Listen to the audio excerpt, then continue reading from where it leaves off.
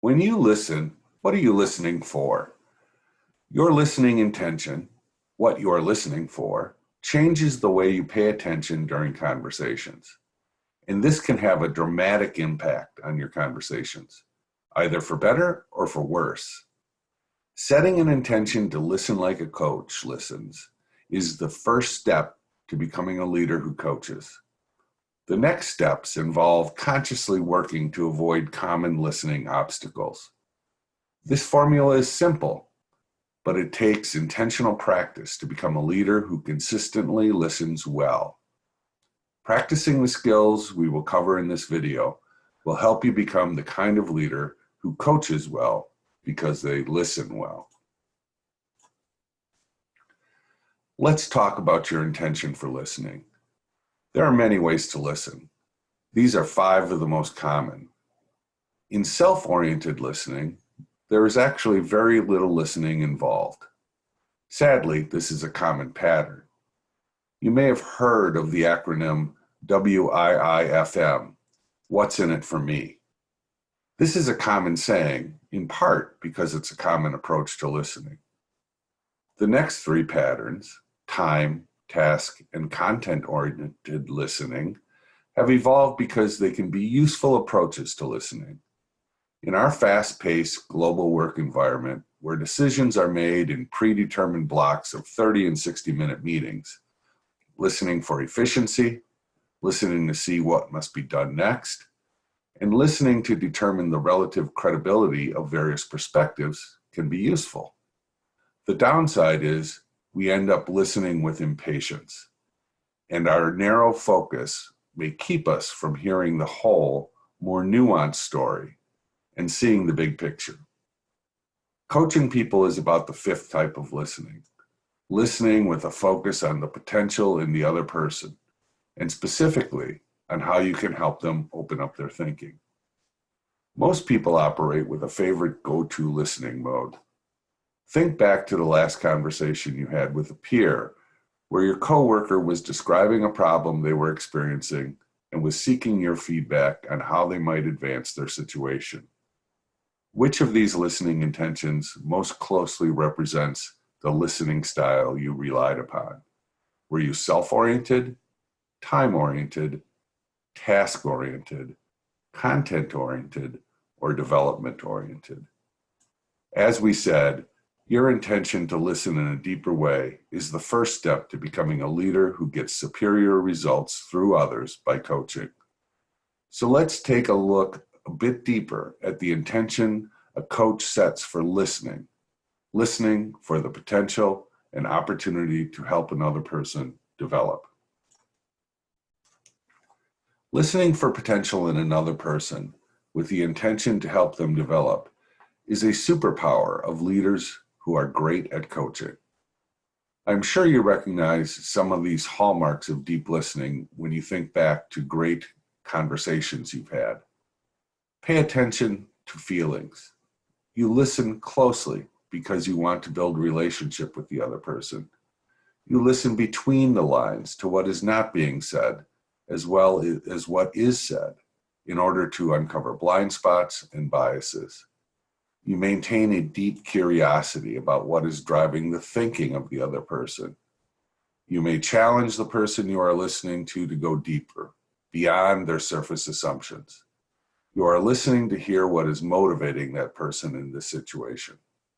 If they are upset about something, you try to reframe crisis into opportunity and fear into hope.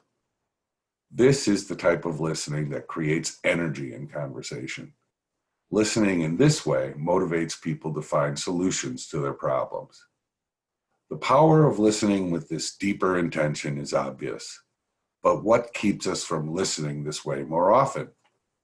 Let's turn to the obstacles that get in the way of listening with this kind of focused attention. There are 5 primary listening obstacles that get in the way of deep listening: prejudgments, desires and goals, triggers and fears, distractions, and impatience. Learn to overcome these 5 obstacles and you will greatly improve your effectiveness as a leader and a coach. Learn to recognize them in others, and you can help others open up their perspective. Chances are just 2 or 3 of these obstacles are your personal listening Achilles heel. Let's take a quick look at each of them before you take on a challenge to overcome your personal listening obstacles and help others with theirs. Prejudgments are the sum of our assumptions, expectations, and predictions about anything. They can be helpful. They help us predict situations and probable outcomes without lots of data. They help us quickly assess situations where there is too much data. And they help us quickly make sense of the world. But they also have a limiting side. They can keep us stuck in our own preconceptions and limiting beliefs. As a coach, when you are listening to your coachee, you can often spot their limiting assumptions before they can. This is the advantage of the coach's neutral point of view. You are not caught up in the drama of their dilemma. You certainly want them to succeed, but you're not attached to how they succeed. As the coach, your gift to the situation is to remain neutral and refuse to get caught up in the problem, staying focused on helping them come to their own solution to the problem. So let's examine prejudgments and assumptions from that point of view. Consider how you can sense when someone is being misled by their prejudgments. They seem unconscious of their assumptions. They may be operating on incomplete or inaccurate information. They are clearly not seeing the full picture that you can see, and they are stuck in their limited point of view.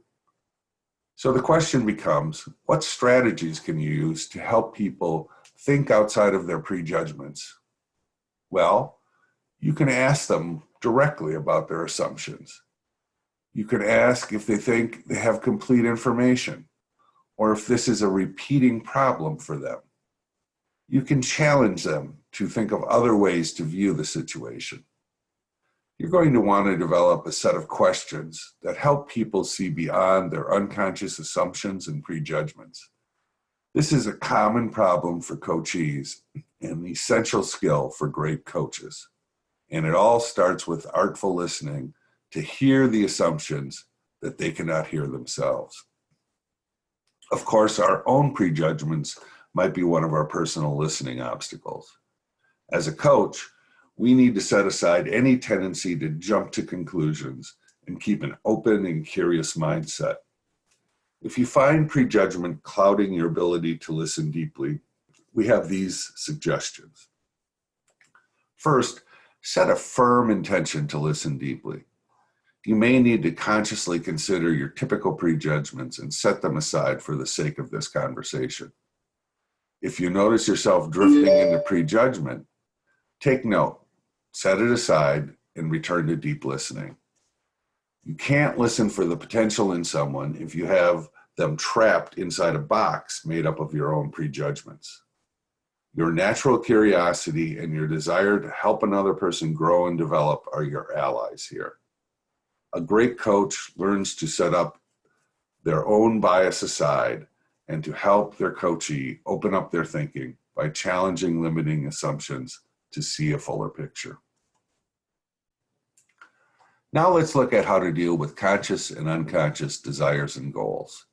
If you think about it, we all bring desires and goals into our workplace conversations. We want others to see us in a favorable light. We also want to achieve certain outcomes.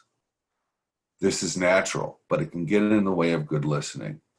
Let's first look at it from your coachee's point of view, and then address how you can effectively deal with your own desires and goals. First, consider how a coachee's desires and goals can be helpful. They want to succeed and please their customers and their boss. They want to feel like they are contributing. They want to advance their careers.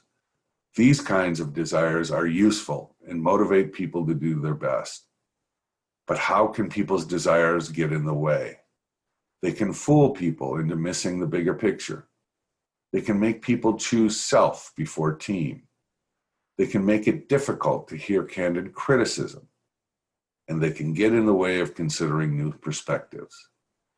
Desires and goals can also make change more difficult when people put their own goals before what is best for the team or the company. So what strategies can you use to help people see beyond potentially limiting desires?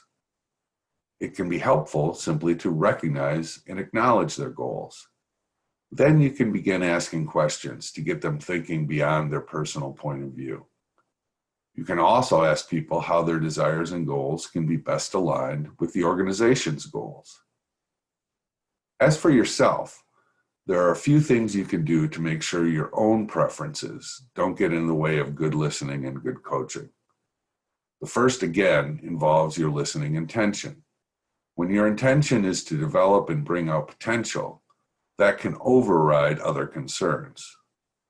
Great leaders always strive to do what is best for the growth and development of their employees, even if that means losing a good employee.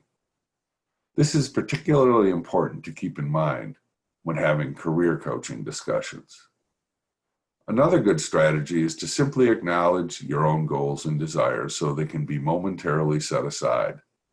The final strategy, which works for all listening obstacles, is to notice if your personal desires are keeping you from listening deeply. Then set them aside and return to deep listening. The flip side of desires and goals is emotional triggers and fears. Let's turn to that now. Fears and emotional triggers have few redeeming values. They are seldom helpful and usually not appreciated in work environments.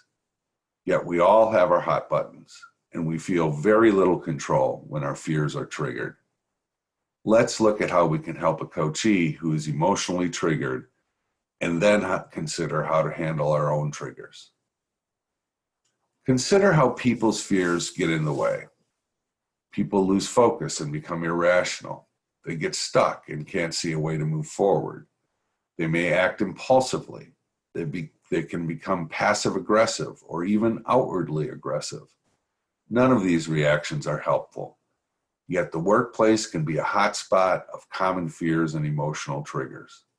Coworker disputes, customer complaints, fear of letting people down, frustrations with bureaucracy, long hours, recurring problems that never seem to get solved, other people not doing what they promised, people bringing problems to work from home, fears that they will be blamed for mistakes. The list of potential triggers is nearly endless. So fears and emotional triggers can be all too common. What strategies can you use to help your coachee when they are triggered? This can be a tough one. Sometimes you can just recognize and acknowledge it. You may need to suggest it would be better to set another time to talk when they've gotten over their trigger. If this is a recurring problem with the coachee, you may want to suggest counseling or get them help in developing their social and emotional responses. If a person is in a state of fear, it's very difficult to have a meaningful coaching conversation. Well, what about when our own fears get in the way of our listening? What can we do about that? If you find that your emotions have been triggered in a conversation at work, the best you can do is try to count to 10 and calm down. Better to bite your tongue than let your emotions get the better of you and end up behaving in a way that erodes your reputation and trust as a leader.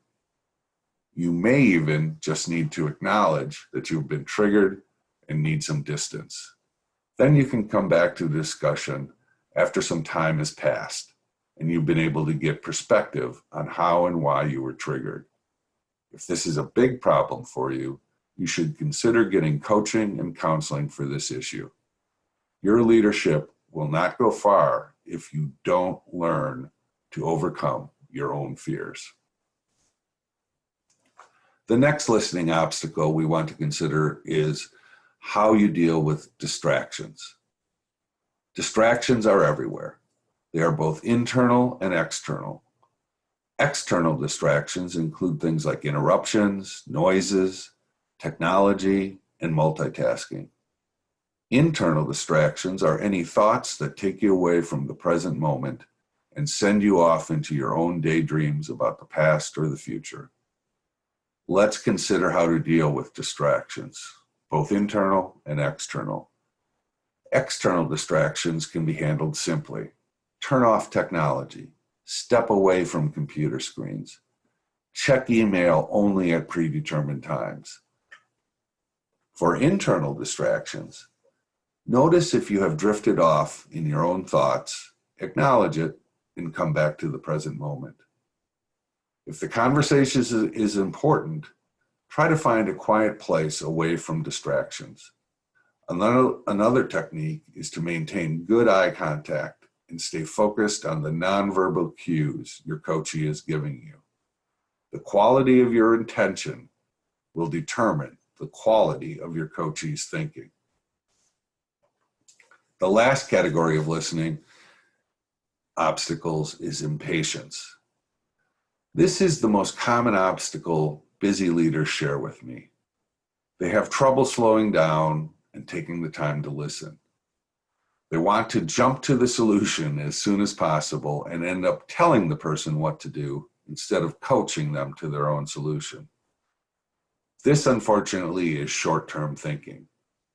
They may save a few minutes in the conversation, but they will never reap the benefits of coaching, namely, to have the line outside your door disappear because you have developed your people to produce their own solutions, rather than constantly trying to hand their problems off to you. The good news is that this is relatively easy to get out of this problem. If you notice you are trying to lead the person to your own answer or find yourself trying to solve their problem for them, you can easily get back on track by asking questions to open up their thinking, a skill we're going to cover in the next part of this program. It can also be helpful to repeat to yourself, I'm here to solve this person's thinking, not their problem. Let's summarize the path to deeper listening. All of the listening obstacles have a few things in common. They narrow our perspective. They stop us from listening. They keep us from new thinking and seeing the big picture. Learning to keep your own issues in check will make you a better listener. And when you find yourself listening and hearing the assumptions, fears and desires, and other obstacles that your coachee cannot see for themselves, you are on your way to becoming a leader who listens like a coach.